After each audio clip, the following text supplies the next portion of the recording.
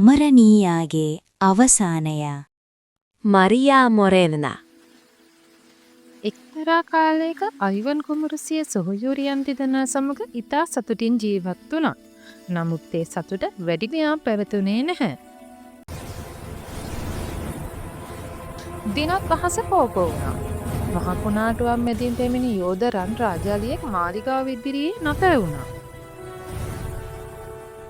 විස්මයකට මෙන් ඒ රාජාලියා කඩවසම් කුමාරයෙක් බවට පත් වුණා. ඔහු වැඩිමහල් කුමරිය විවාහ කරගෙන තම රාජධානියට රැගෙන ගියා.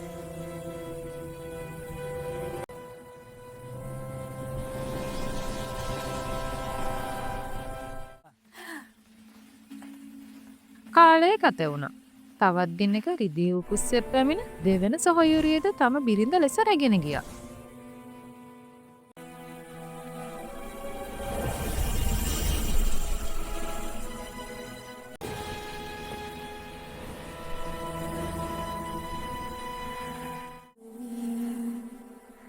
අවසානයේදී අඳුරු කපුටු කුමාරයෙක් පැමිණ බාලම සොහොයුරියද රැගෙන ගියා.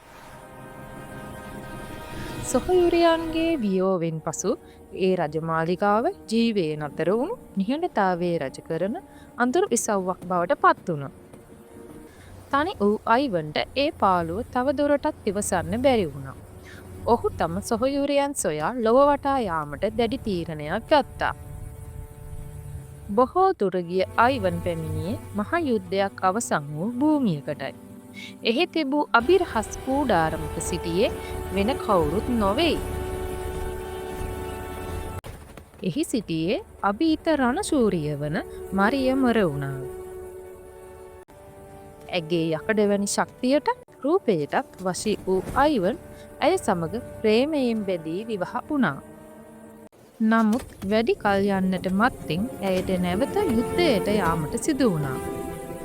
ඇය අයිවන්ට යතුරද්දී අනතුරු ඇඟ වූවේ එක්තරා අඳුරු දොරක් කිසි ලෙසකවත් විවෘත නොකරන ලෙසයි. නමුත් මිනිස් කුතුහලයේ ජයගත්තා. මරියාගේ අනතුරු ඇඟවීම අමතක කළ අයිවන් ඒ අභිරහස් දොරටුව විවෘත කළා.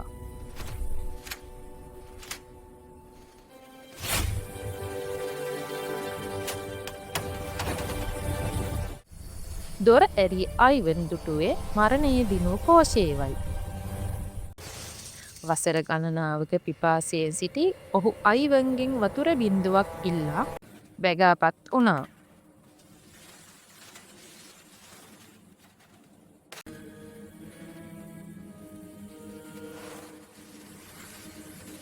අයිවන් දුන් වතුර බාල්දි 3ක් සමග කෝෂයට අසුර බලය ලැබුණා.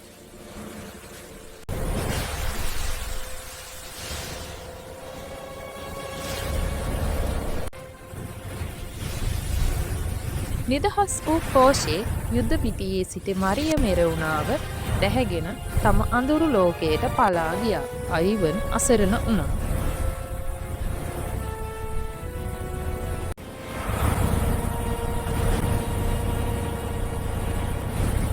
අයිවන් පසුබට වුණේ නැහැ. ඔහු මාරයා සොයා යන ගමන ආරම්භ කළා.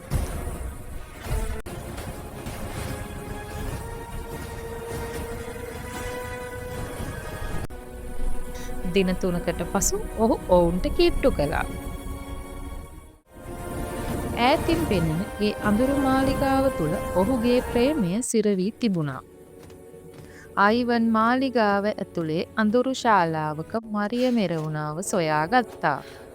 ඇය එහි දම් වැල් වලින් බැඳ දමා සිටියා. මරිය මොරේනාව නිදහස් කරගත් අයිවන් මරියාව සිය අශ්වයා පිට නංවාගෙන මාලිගාවේ ප්‍රධාන දොරටුවෙන් ඉතා වේගයෙන් පලා ගියා. අයිවන් සහ මරියා පලා යන අතරතුර භයානක කෝෂෙක් සිය අද්භූත අශ්වයා පිට නැගී ඉතා වේගයෙන් ඔහු පසුපස හඹා ආවා. වේගයෙන් ලොහු බැඳ එන කෝෂේ අයිවන් සහ මරියා සිටින අශ්වයා අසලටම පැමිණ සිය අද්භූත බලයෙන් හා ශක්තියෙන් ඔවුන් අල්ලා ගත්තා. කෝෂේ විසින් අයිවන් කුමරු සිරගේක තමා දම්වැල් වලින් බැඳ දැම්මා. මේ පළමු වතාව නිසා මම නුඹට සමාව දෙනවා. නැවත ආවොත් මම නුඹව මරනවා. කෝෂේ ගිගුරුවා. අයිවන් සිරකර සිටින තැනට විශාල මායාකාරී පක්ෂයෙකු පැමිණ ඔහුගේ දංවල් කඩා දමා ඔහුව නිදහස් කරගත්තා.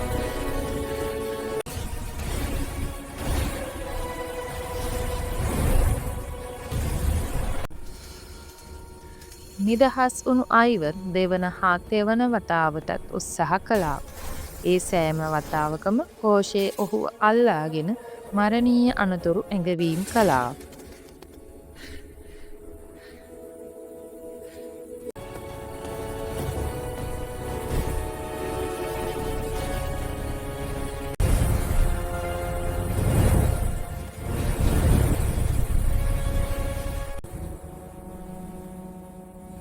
හතරවන වතාවේදී කෝෂේට අනුකම්පාවක් තිබුණේ නැහැ. ඔහු අයිවන්ව කැබලි වලට කපා බැරලයක දමා මුහුදට විසි කළා.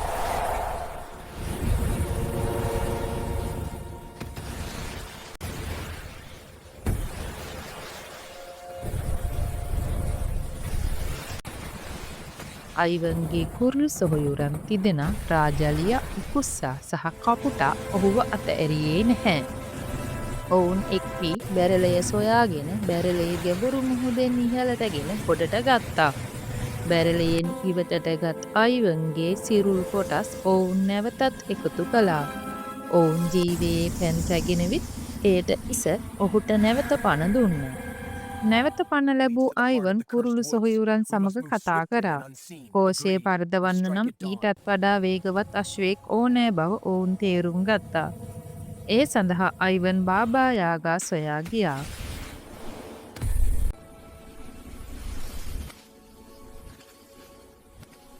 අයිවන් ඉතා ගෞරවයෙන් නමුත් ස්ථීර අධිෂ්ඨානයෙන් ඇයගෙන් කෝෂයේගේ රහස ගැන විමසා සිටියා. බාබා යාගා ඔහුට දින 3ක් ඇගේ අශ්වයන් රැක බලා ගැනීමේ අභියෝගය දුන්නා.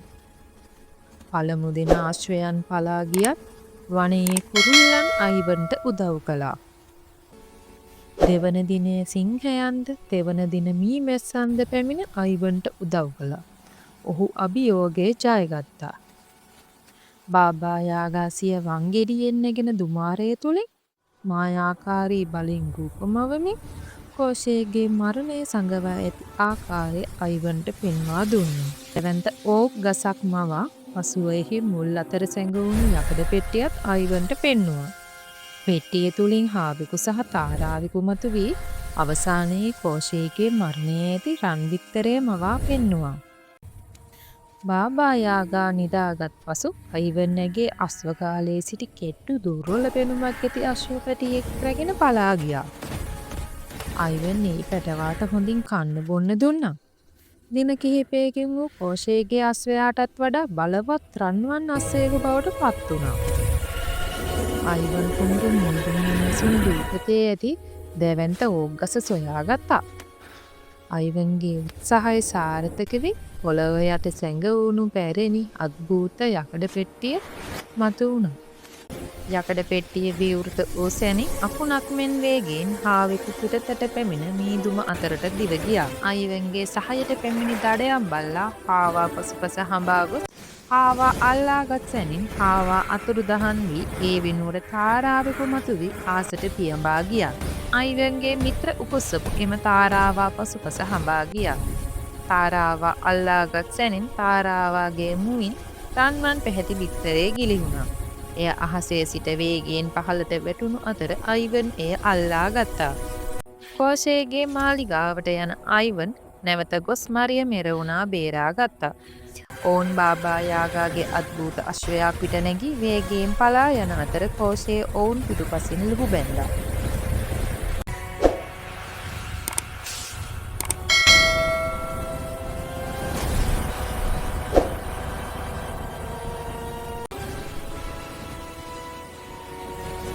කෝෂයේ ලුහු බැඳ ආවත් අයිවන්ගේ නම අශ්වයා තම කුරයෙන් කෝෂයට පහර දුන්නා. අයිවන් කුමරු අශ්වයා පිට සිටම රන් බිත්තරය බිඳ දැම්මා. කෝෂයේ අලු වී ගියා. පෝෂය විනාශ කර ආපසු එන ගමනේදී අයිවන් මරිය මෙරවුනා සමග තම සොහොයුරියන් බැලීමට ඔවුන්ගේ මාලිගාවලට ගියා. පසුව සහෝදරියන්ගෙන් සමුගෙන අයිවන් සහ මරිය මෙරවුනා ඔවුන්ගේ රාජධානියට පැමිණියා.